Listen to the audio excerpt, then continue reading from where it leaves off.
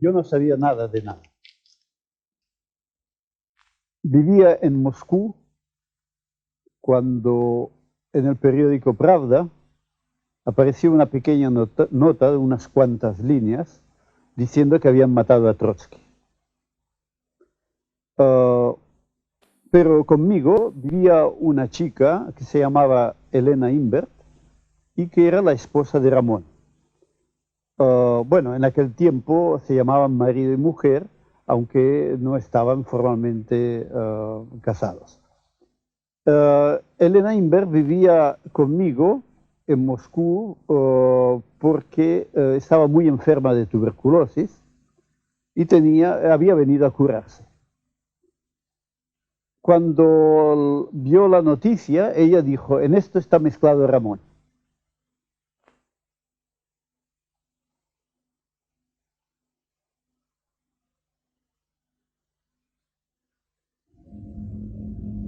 El día 24 de agosto de 1940, el diario Pravda refleja así la figura del difunto Trotsky. Murió el hombre cuyo nombre pronuncian con desprecio y maldición todos los trabajadores del mundo. Las clases dominantes de los países capitalistas han perdido a un leal servidor. Los servicios de inteligencia extranjeros han perdido a un agente experimentado que durante muchos años fue organizador de asesinos y no reparaba en medios para lograr sus objetivos contrarrevolucionarios. 50 años después de su muerte, el nombre de Lev Davidovich Bronstein ha sido restituido al Museo de la Revolución Soviética.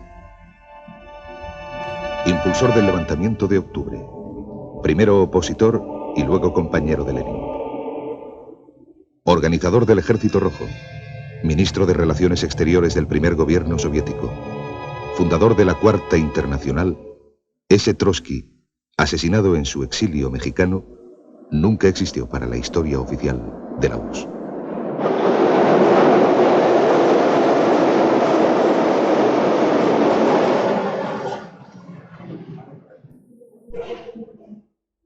No era Jacques Morna, de nacionalidad belga, ni Frank Jackson, con pasaporte canadiense. Su nombre era Jaime Ramón Mercader del Río, nacido en Barcelona en 1913 en el seno de una familia burguesa. Su madre, Caridad, es una mujer singular que estará a su lado en los momentos decisivos de su vida, incluyendo el asesinato de Coyoacán. El 15 de enero de 1925, Trotsky es destituido de su cargo de comisario de guerra. Un año antes, la muerte de Lenin había abierto la lucha por el poder. En 1927, Trotsky es excluido del Comité Central y expulsado del partido. Recluida en un manicomio por su propia familia, Caridad consigue huir a Francia con sus hijos. La vida no es fácil y atraviesa momentos depresivos que acaban en un primer intento de suicidio. Felizmente recuperada, marcha a París, donde permanecerá hasta 1935. Separada de sus hijos, Caridad se vuelca en una intensa actividad política que le lleva a militar en el Partido Comunista Francés. Ramón Mercader, que ha continuado su formación en Toulouse, regresa a Barcelona en 1929. Ha conseguido el título de maître d'hôtel y encuentra trabajo en el Hotel Ritz. Ramón es un joven de maneras refinadas y comportamientos exquisitos. Empleado ejemplar, asiduo de la misa dominical, entusiasta del teatro y de la ópera y amante del billar, una de sus grandes pasiones. También es un atleta consumado, especialmente en anillas. Ramón pasa horas en el gimnasio esculpiendo sus músculos.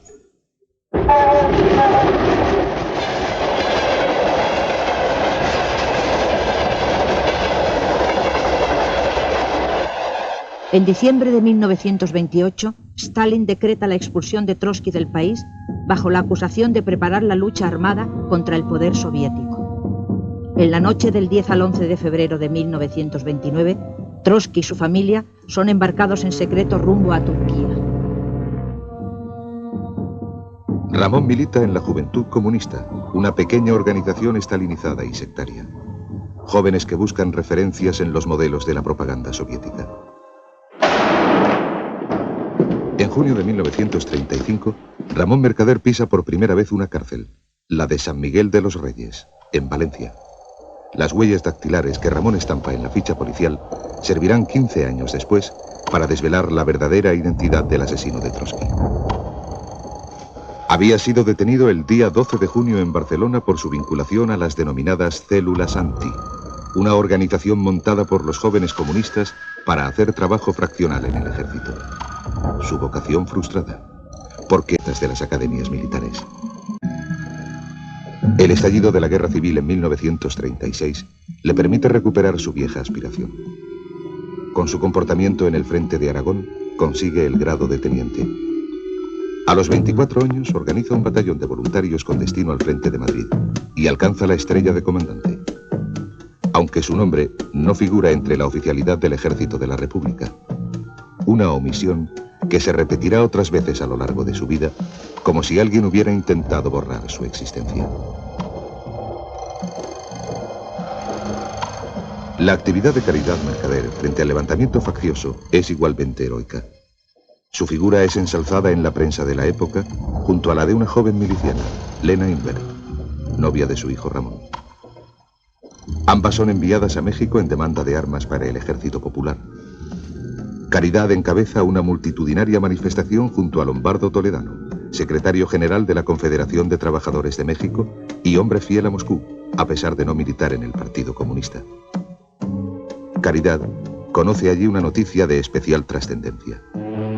El 7 de diciembre de 1936, el gobierno de Lázaro Cárdenas concede a Trotsky permiso de entrada en México.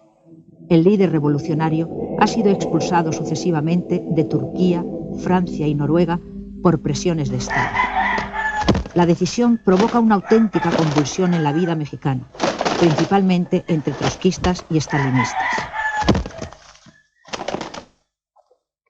Los trotskistas mexicanos estábamos plenamente conscientes del riesgo que implicaba la venida de Trotsky. Stalin estaba exterminando en escala mundial al trotskismo. Sabíamos que por parte de Stalin iba a haber intentos en contra de Trotsky. En México imperaba un clima de guerra civil, de violencia física, de encuentros a tiros entre el Partido Comunista, la CTM de Lombardo y los trotskistas mexicanos. En España, el antitrotskismo tiene señas de identidad propias.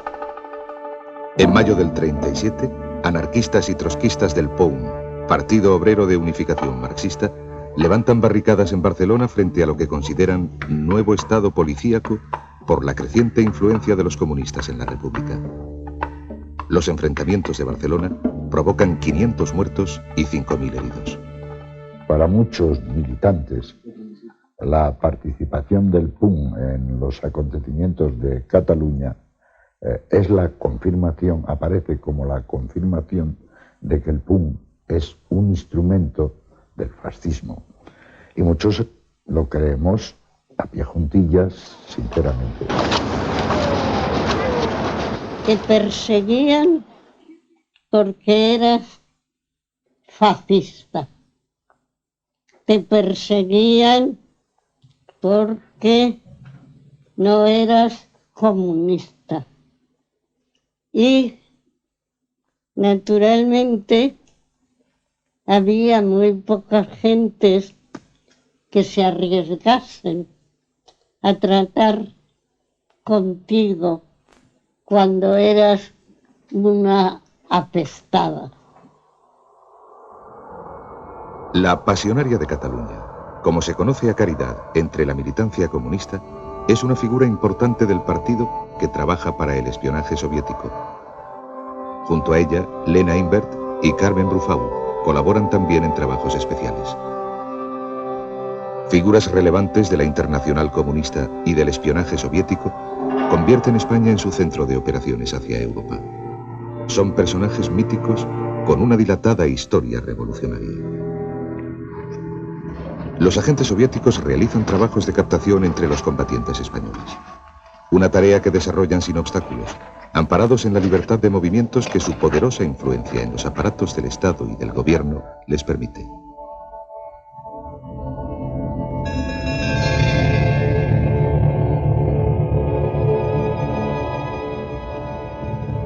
El comandante Mercader, junto a algunos oficiales de su batallón, es seleccionado para integrar los grupos especiales que realizan arriesgadas acciones de sabotaje en terreno enemigo. Algunos de los escogidos son enviados a Moscú para recibir adiestramiento. Otros lo hacen en Madrid, en un chalet del distrito periférico de Ciudad Lineal, cuyo responsable es Leonid Eitingon, conocido como Kotov, amigo de Caridad Mercader. En marzo de 1937, Stalin envía un informe al Comité Central sobre las deficiencias del trabajo del partido y las medidas para acabar con los trotskistas y demás saboteadores. Stalin llama a la liquidación física de los trotskistas. Como su madre, Mercader se ha convertido en un agente soviético. Son de extracción social burguesa, de educación refinada y hablan perfectamente francés e inglés. Es la época romántica del espionaje, en la que personajes como Philby o Sorge trabajan por convicción ideológica para la Unión Soviética. Ramón desconoce su papel en la Operación Trotsky. Por el momento, solo tiene un billete para París. El que dirigía toda la operación, según todo lo que yo me acuerdo que me contaron, fue Kotov, Leonid Alexandrovich Eitingon. Ramón tenía como principal objetivo ser un informador de la Unión Soviética dentro de la casa de Trotsky. Una tarea de espionaje para la que Mercader debe introducirse en los ambientes trotskistas parisinos. Una labor fácil, tratándose de una organización de jóvenes inexpertos. La troika formada por Ramón Mercader, su madre, Caridad, y Leonid Eitingon, llega a París en 1938. Ramón Mercader ha utilizado su verdadero nombre por última vez. Nunca más volverá a ser conocido públicamente como tal. Ahora es Jacques Mornard, de procedencia belga, hijo de diplomáticos y fotógrafo de profesión.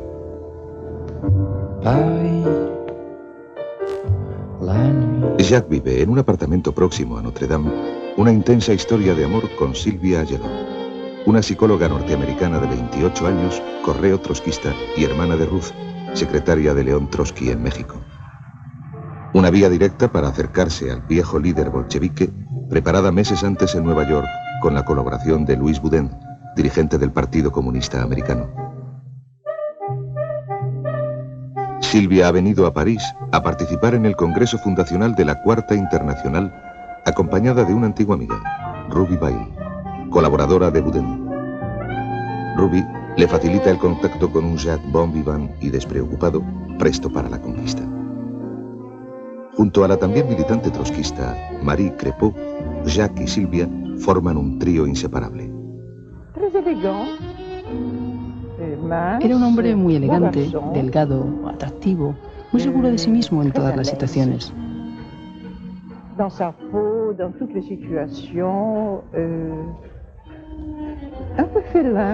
Era un poco felino, un poco gato, y no tenía mucho carácter en realidad. No tenía demasiado color.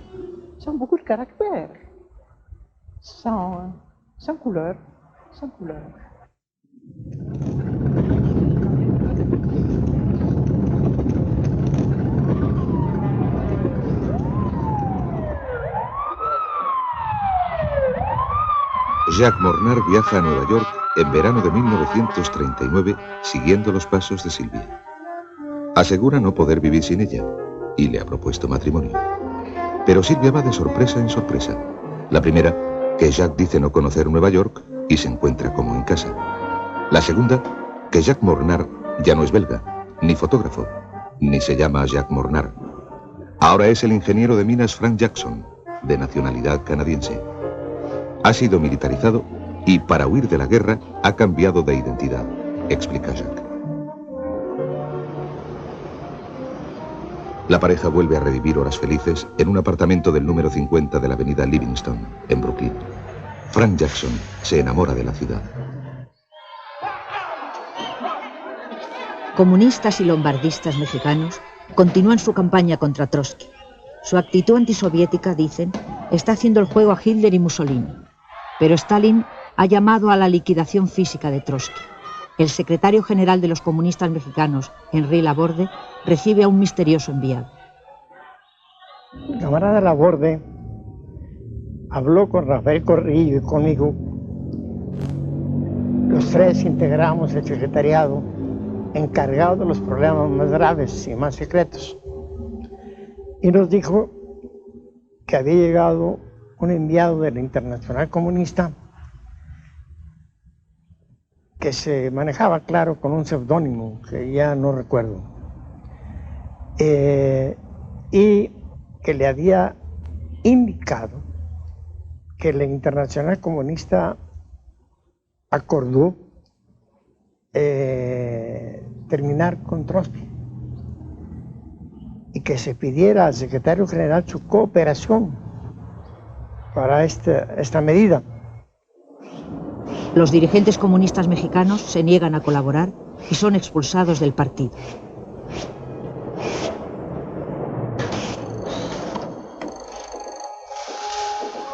En noviembre del 39, Jacques Mornar llega a México, supuestamente enviado por un empresario neoyorquino con negocios en la capital azteca.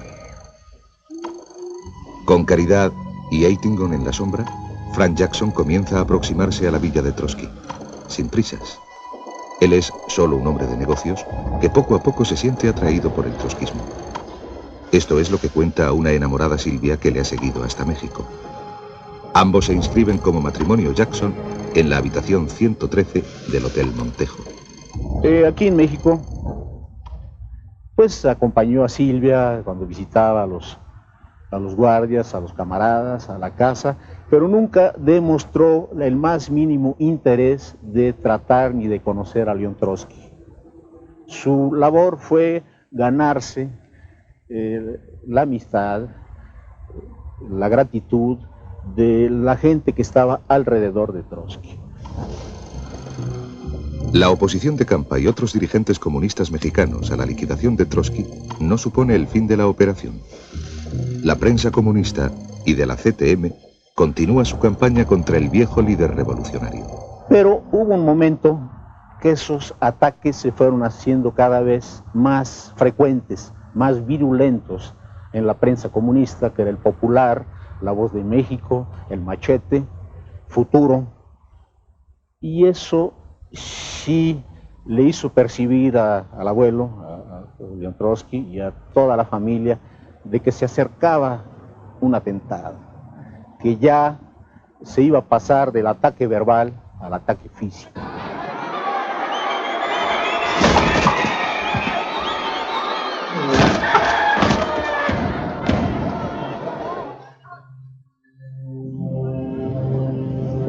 Jackson no tiene otra ocupación que las visitas a la villa de Trotsky y deambula solitario por las calles de México. En los viejos cafés, contempla a escondidas la imagen viva de la derrota republicana en la Guerra de España. Las lamentaciones de los exiliados y la indigencia de los revolucionarios mexicanos que han nutrido las brigadas internacionales. Héroes sin casa que traen aún fresco el ardor de las batallas y el odio al trotskismo por los sucesos de mayo en Barcelona. Junto a ellos, siempre atento a sus penurias, es fácil encontrar a un coronel de la Guerra de España, el pintor David Alfaro Siqueiros. El asalto se lleva finalmente a cabo con la colaboración de algunos de los guardaespaldas de Trotsky. Siqueiros lo hizo muy mal. Entró allí con toda una banda de personas, allí tirando tiros en todas direcciones. Exactamente igual, me dijo Ramón, como los mexicanos de las películas de Hollywood, tirando tiros por todas partes y no dieron a nadie y no hirieron a nadie.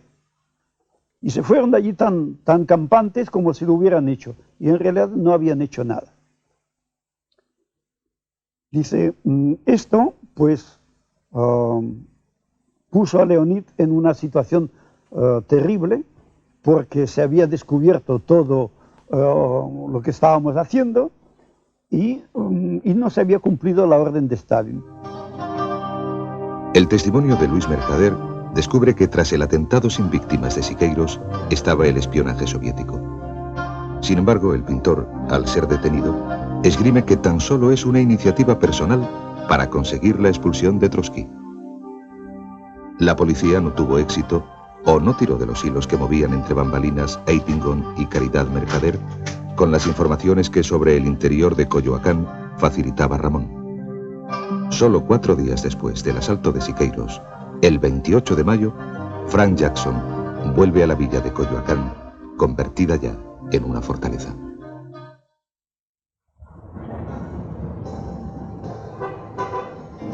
Frank Jackson pasea por el jardín. Trotsky desayuna con sus amigos y le invita a sentarse a la mesa. Jackson estrecha la mano al viejo. Es la primera vez que ve a Trotsky. Hasta el 20 de agosto realizará 10 visitas a la villa. En total, 4 horas y 37 minutos, según el libro de registros. El 12 de junio, Jackson regresa a Nueva York. Allí le esperan Caridad y Eitingon. La situación es delicada. Stalin espera impaciente la eliminación de Trotsky. Luis rememora así las impresiones de Ramón. Leonid estaba completamente desesperado.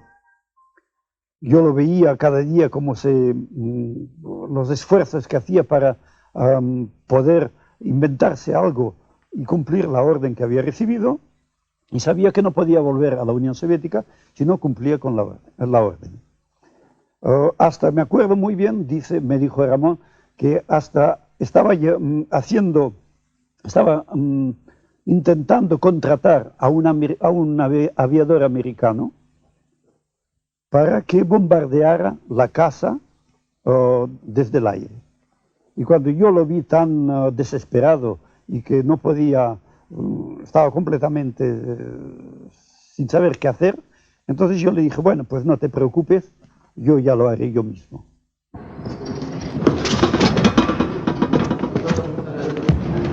Nadie sabe exactamente qué pudo ocurrir en Nueva York, ni qué papel adoptaron los principales protagonistas, atrapados en la necesidad de cumplir la orden de Stalin. Pero evidentemente, la disciplina triunfó sobre la amistad, el miedo, la conciencia y la resistencia de una madre que, aunque fanática, ve a su hijo en peligro. Faltan 12 días para el 20 de agosto. A Jackson se le veía nervioso y con mal carácter, diría Silvia días después al ser interrogada. Jackson ha de tomar una dura decisión que pudo acabar en suicidio, según comentó años más tarde a uno de sus amigos. Él no quería hacerlo, que inclusive era tanta la presión psicológica que tenía de que estuvo a punto de suicidarse.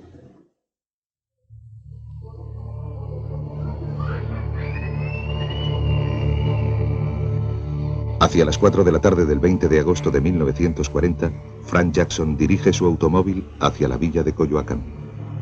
El sol se hace insoportable. Ha colocado cuidadosamente su gabardina en el asiento contiguo. En su bolsillo derecho lleva un artículo que Trotsky se ha ofrecido a revisar. En el otro, una carta escrita a máquina en la que explica las supuestas motivaciones del atentado que va a perpetrar. La decepción de un militante trotskista al descubrir la verdadera personalidad del líder revolucionario. Una descripción con idénticos argumentos a los utilizados por Pravda 4 días más tarde. Para mí constituyó un gran desencanto, pues en vez de encontrarme cara a cara con un jefe político que dirigía la lucha por la liberación de la clase obrera, me encontré ante un hombre que no deseaba más que satisfacer sus necesidades y sus deseos de venganza y de odio. Trotsky no tenía otro objetivo en su vida que el de servirse de sus partidarios para satisfacer sus fines personales mezquinos. Sobre todo quedé afligido por los estrechos lazos que tenía con ciertos dirigentes de los países capitalistas. Estoy seguro de que más tarde, no solo el partido, sino la historia entera, sabrán darme la razón cuando vean desaparecer al encarnizado enemigo de la clase obrera. Sí, era el 20 de agosto de 1940, en la tarde, regresaba yo tranquilamente de la escuela, cuando al acercarme a la casa, como a unas 2 cuadras, noté un movimiento inusitado en la puerta, coches, gentes, y me embargó una profunda angustia. Sentí que algo estaba pasando y me temí que esta vez no íbamos a correr con la buena suerte del 24 de mayo. La puerta estaba abierta, entré y vi a uno de los guardias, Harold Robbins, todo agitado, y le pregunté qué pasa. Solo me alcanzó a contestar, Jackson, Jackson. Entonces yo le dije, pero oye, Ramón, ¿cómo es que lo hiciste tan mal? Y él me dice, mira chico, yo nunca en la vida había matado a nadie y no sabía cómo hacerlo. Dice, yo creía que con mi fuerza pues le daría con el piolet y que él pues al menos perdería el conocimiento. Pero no sé lo que pasó, que él en cuanto le di, en lugar de caer sin conocimiento, empezó a gritar como si estuvieran degollando a un cerdo. Y caminé hacia la biblioteca y aquí a mitad del jardín efectivamente vi a un hombre todo bañado en sangre, sujetado por dos policías, que gemía, se quejaba, lloraba. Nunca ya había yo visto un ser humano en tal estado de desesperación, de abandono. Y de momento no lo reconocí, ¿no? ¿Quién será este? Después sí me di cuenta que era Jackson, pero no alcancé a comprender. Dije, bueno, este Jackson, ¿qué tiene que ver con todo esto, ¿no? Entonces ya caminé hacia la biblioteca y entonces sí ya comprendí, ¿no? El abuelo estaba en un charco de sangre, recostado en el piso, rodeado de Natalia y de los guardias. Cuando todo esto sucedía, mi madre estaba en un coche con Eitingón, esperándolo fuera de la casa a unos 100 metros de la entrada. Como objetos, cuerpo del delito, envía usted lo siguiente: una especie de zapapico o piolet con cabo recortado, un puñal, dejando a los presuntos inculpados Jack Monar Van de Dres o Frank Jackson y Sylvia Yelog Maslow en el puesto central de socorros. Nada ha cambiado desde entonces en el edificio de la Cruz Verde. Estas mismas paredes fueron testigos de los gritos desgarradores de Sylvia Yelov, del silencio de Jackson y de los últimos suspiros del viejo líder revolucionario. Eran las 7:25 de la tarde del 21 de agosto. Según contaría más tarde uno de los secretarios de Stalin, este recibe la noticia de la muerte de Trotsky por un telex y, tras guardarlo en un bolsillo, enciende su pipa satisfecho. Trotsky murió asesinado en la noche a la mañana, porque había premeditado venganza tarde o temprana, venganza tarde o temprana. Un zapapico alpinista, el asesino llevó, y al estar solo con Trotsky, al más salvado atacó. Aproximadamente en mayo o en abril del 41,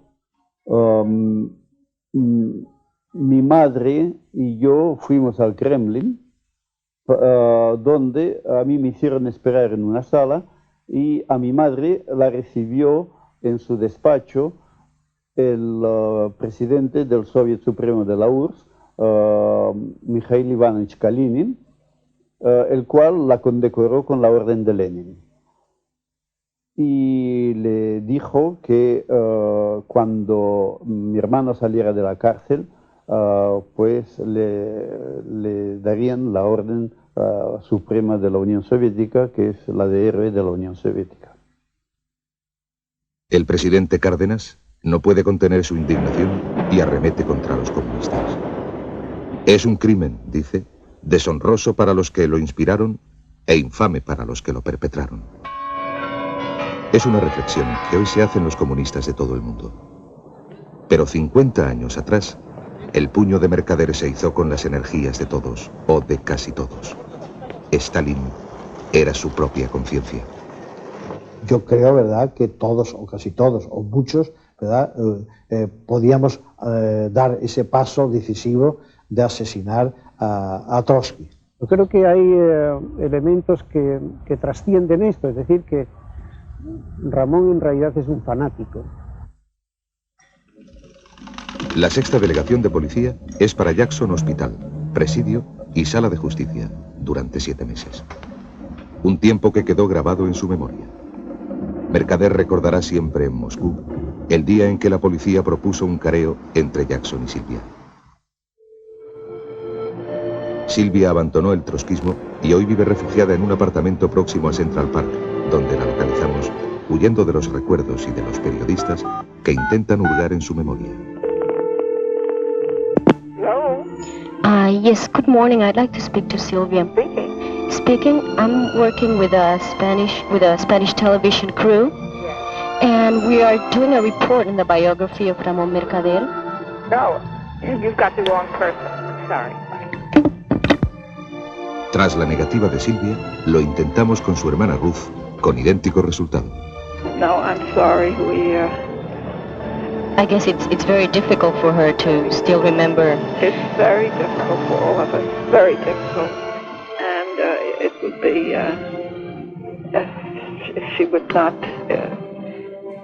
she would be very upset if I did too. Más que la traición a Silvia, lo que Mercader arrastrará hasta el final de sus días serán las secuelas de los interrogatorios.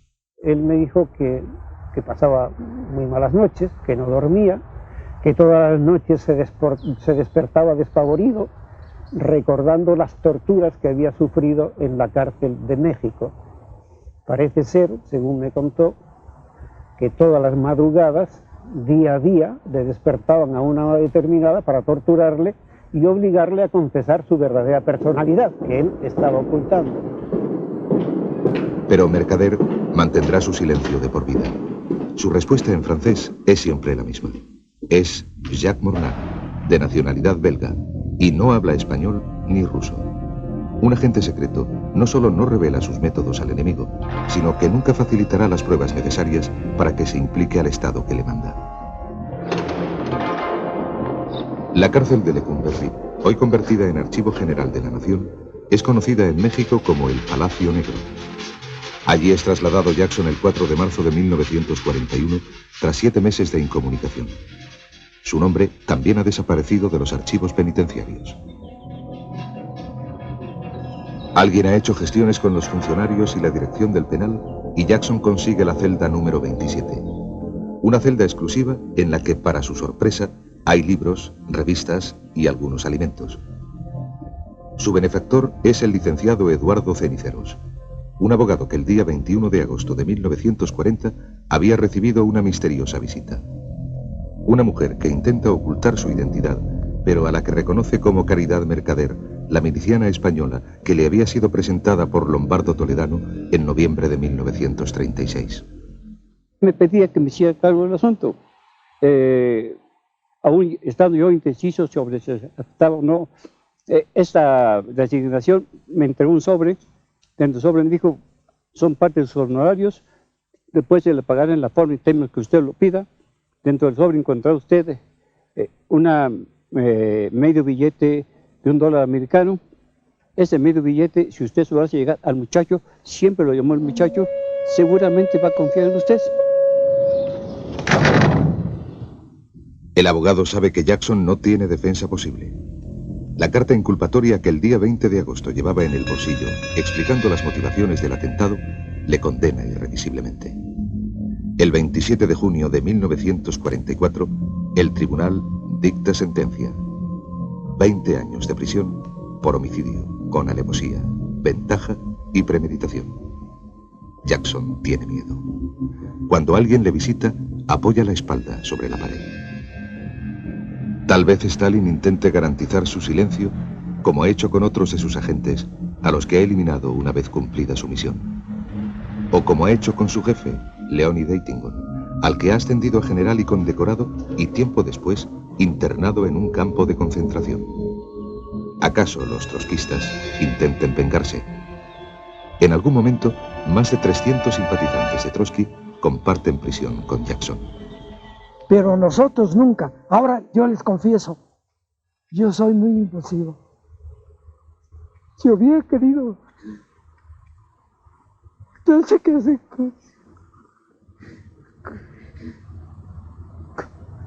con Jackson, pero nunca, ni individual ni colectivamente, se habló de tomar venganza contra él, ni contra Siqueiros. El trabajo en la cárcel es para Jackson la gran obra de su vida. El director de la cárcel asegura que se ha hecho imprescindible. Para unos es un preso modelo, para otros un preso de lujo. Era la personificación de la felicidad. Cachetón, gordo, bien vestido, con radio, con televisión, con cortinas, un departamento a su disposición. Jackson está protegido. Según confesaría después a su hermano Luis, fueron muchos los miles de dólares que los soviéticos invirtieron en ayudarle. De hecho, algunos agentes españoles son enviados desde Moscú a México para esta tarea. Presumiblemente, también para controlar de cerca su silencio.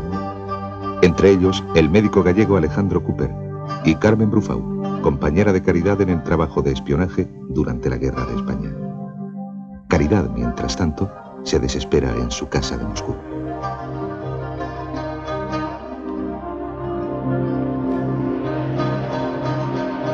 Desde el mismo momento de su regreso, tras el asesinato de Trotsky, Caridad Mercader insta al jefe del espionaje soviético, Laurenti Beria, a que ponga en marcha un plan de fuga para liberar a su hijo. Pero el tiempo pasa, y Ramón no solo continúa en la cárcel, sino que a Caridad le niegan autorización para salir de la URSS. El propio Luis es portador de las cartas de súplica de su madre a Stalin para que la dejen marchar a México. Aquí comienza la decepción de Caridad. Seguramente recuerda su trayectoria, la compenetración que ha existido siempre entre ella y Ramón y la responsabilidad que ha podido tener en la calamitosa situación de su hijo. Tenía muchos ataques histéricos. Llegó un momento en que hasta intentó suicidarse. Yo personalmente tuve que arrancarle una vez la pistola de la mano. Por fin, en 1944, Caridad llega a México para tramar la fuga. El plan era simple. Una persona muy parecida a Ramón Mercader le visita en su calidad de médico durante varios días. El médico cojea ostensiblemente y Ramón ensaya el paso hasta conseguir la imitación. Nosotros pensábamos que quizás después de 8 o 10 días de acostumbrar a ver la figura cojeando con gran parecido, podíamos hacer el cambio, quedar adentro el doctor, salir Ramón, pero finalmente falló porque los últimos días no se presentó esta persona. Dice que los soviéticos lo habían todo organizado para que él pudiera salir. Entonces, y me dijo una frase que sonó terriblemente. Dice, yo no puedo perdonar a mi madre que por su culpa yo haya estado 16 años en la cárcel. Dice, porque cuando ya estaba todo a punto, vino ella, armó unos escándalos terribles, levantó el ruido alrededor de mí y todo se estropeó y tuve que quedarme en la cárcel. A partir de este intento frustrado de fuga, las condiciones de vida de Ramón en la cárcel se endurecen. En 1947 se produce un cambio de director en el penal y es enjaulado durante 5 años en una celda de castigo. Una dura etapa que supera gracias a su relación con Roquelia Mendoza. Roquelia es una bailarina folclórica de extracción cultural muy diferente a la de Ramón. Cenicero se la ha presentado convencido de que una compañía femenina hará mucho más llevadero el presidio de su cliente. La relación acaba en matrimonio. Le daba lástima que un hombre tan guapo y tan inteligente estuviera pues sin que nadie lo visitara, sin ninguna amistad. Y él dice que todo comenzó por eso. Años después del atentado, la identidad de Jackson Mornar sigue siendo un enigma. Mercader solo habla francés. Es Mornar, e hijo de un diplomático belga, a pesar de que sus coartadas van cayendo una tras otra.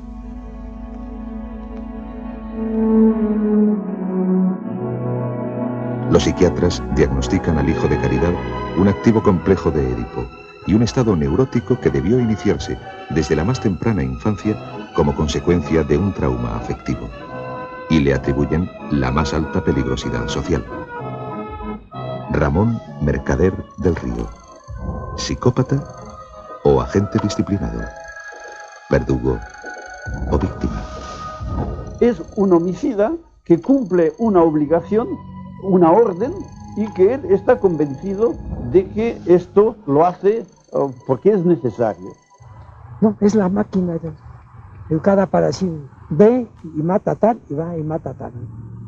Lo que él tuvo que hacer de violencia a su propia conciencia para asesinar a Trotsky, pues que tampoco sirvió de nada y que lo hizo al servicio de un régimen que se ha desmenuzado, que se ha ido al diablo muy rápidamente.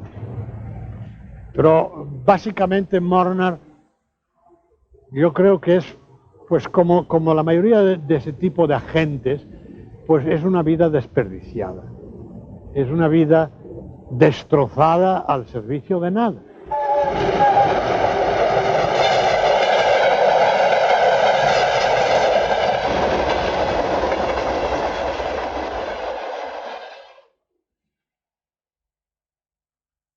En 1960, cumplida la condena, Mercader viaja a Moscú.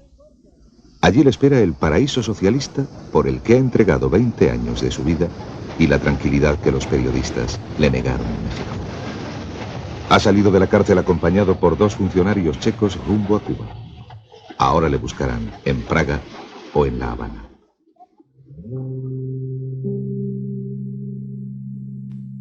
Con la primavera empieza el deshielo en Moscú. La gente camina con dificultad y su aspecto denota que la vida es dura. Pero él es un héroe y vivirá como los funcionarios soviéticos de más alto rango. Piso de 4 habitaciones, coche, dacha, tiendas exclusivas para la élite y paga de general del KGB. 7 años antes, en otra primavera, la de 1953, ha muerto Stalin. Con el nuevo líder, Nikita Khrushchev, ha comenzado también el deshielo. Y bajo la capa del culto a la personalidad de Stalin han aparecido millones de crímenes. Khrushchev ha desmantelado la policía política de Stalin y fusilado a sus principales jefes con Laurenti Beria a la cabeza. Muchos de los agentes que realizaban misiones secretas en el extranjero han sido llamados a la URSS y se encuentran ahora en campos de concentración. Entre ellos, Leonid Eitingon, represaliado primero por Stalin y ahora por Khrushchev, y su jefe inmediato, Pavel Sudoplato. Ramón puede leer en Pravda que muchos de los purgados por Stalin no fueron traidores a su patria ni agentes de Hitler. Tal vez con Trotsky ocurriera lo mismo. Pero Ramón necesita al KGB. Solo ellos sabrán valorar su silencio de 20 años. Tuve la impresión, al menos, de que no sabían muy bien qué hacer con él. Y, por ejemplo, me acuerdo muy bien que todo lo que hacían los camaradas del NKVD por él y por mí, antes tenían que ir a consultarlo con alguien del Comité Central del Partido. Pero los soviéticos cumplen sus compromisos. Una vieja promesa de Kalínina Caridad Mercader en 1941 que ahora hubieran preferido olvidar. Ramón Mercader recibe la medalla de héroe de la Unión Soviética sin la más mínima reseña en los medios de comunicación. El KGB prefiere que Mercader siga siendo invisible. A partir de ahora se llamará Ramón López, pero su nombre tampoco figurará en el libro de honor de la Unión Soviética. Ramón, no obstante, luce su medalla en las grandes ocasiones. Ramón tenía una medalla que nunca pudo explicar su origen, y no me negaréis, ni nadie creo que que me niegue, de que en esa actitud, en esa, yo diría, en ese hecho casi yo diría patético, por parte de Ramón Mercader había cierta grandeza y cierto coraje.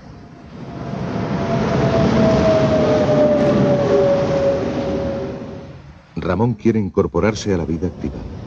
Un héroe de la Guerra Civil Española, un dirigente de la Juventud Comunista, quiere ser útil a sus camaradas que luchan contra la dictadura de Franco y pide una entrevista con Santiago Carrillo. Mercader es un hombre derrumbado. Es un hombre derrumbado, es un hombre que ha perdido la juventud, que ha perdido la vida, que está aislado. Le han aconsejado incluso que se aísle de los españoles en Moscú. Ramón López, ahora oficialmente cartógrafo, empieza a colaborar con un grupo de españoles en una comisión de estudios sobre la guerra civil que trabaja en el Instituto de Marxismo-Leninismo. La comisión, dirigida por Dolores Ibarruri, redactará el libro Guerra y Revolución en España, pero el nombre de Ramón López tampoco figura entre los autores. Estos compañeros de trabajo son sus primeros amigos, aunque solo pasado algún tiempo les revela su verdadera identidad.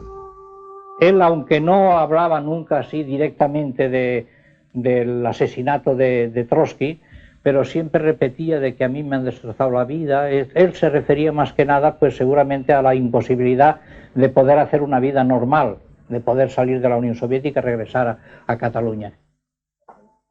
Ramón sale poco a poco de su aislamiento. Sigue sin hablar ruso y apenas articula alguna frase. Roquelia, ni una palabra. La emigración española es, por tanto, su medio natural de relación. Se hace asiduo del centro español. ¿Quién es este compañero? ¿Quién es este señor? Se le llamaba Ramón López. Y a veces, casi todavía, secretamente se decía, es el que se cargó a Trotsky. Coño, claro, esto producía una impresión escalofriante para algunos, no sé para otros. Está claro que jamás podrá pisar suelo español, ni siquiera con el nombre de Ramón López. El fantasma de Trotsky le perseguirá hasta el final de sus días. Él algunas veces por la noche oía la voz, los gritos de León Trotsky después de darle el golpe.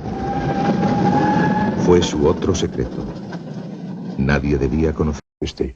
A unos más que a otros, Ramón, a unos más que a otros.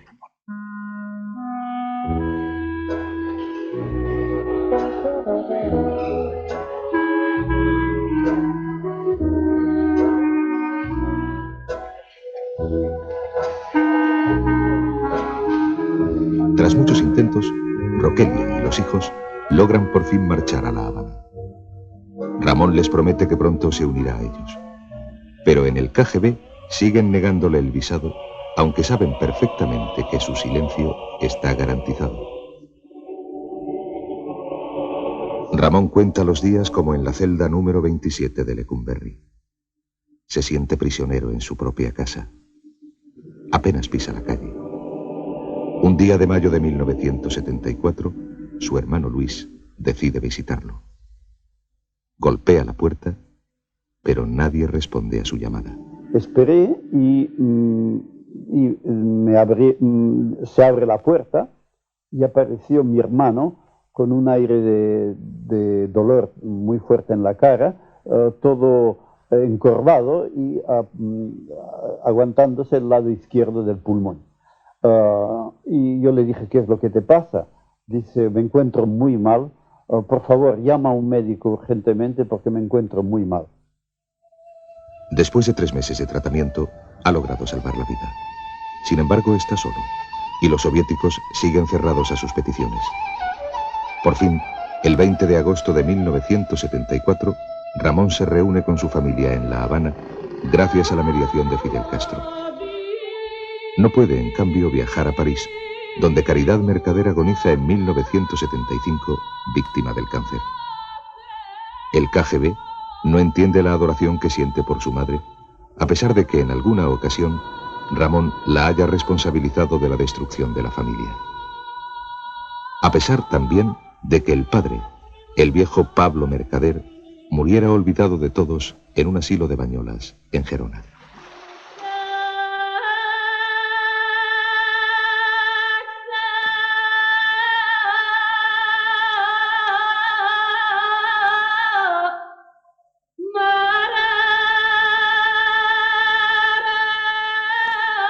Caridad se había instalado en París en 1947 tras el frustrado intento de fuga de Ramón. Ni siquiera las esporádicas visitas a Moscú.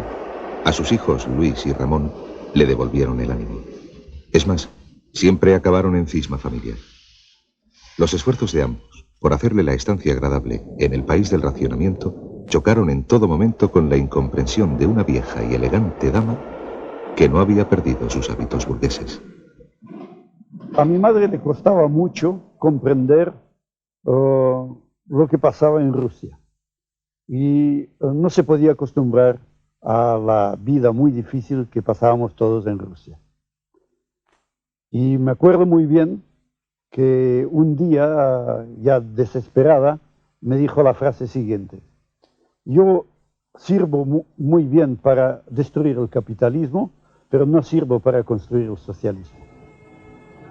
Es la confesión de la que ha sido joven rebelde, heroica miliciana, espía ejemplar y laureada de la Unión Soviética. Ahora vive en París como pensionista del KGB. A sus 82 años, Caridad hace balance. Detesta su pasado, pero aún a riesgo de incurrir en la contradicción, piensa que su vida ha debido servir para algo, que tiene que tener algún sentido.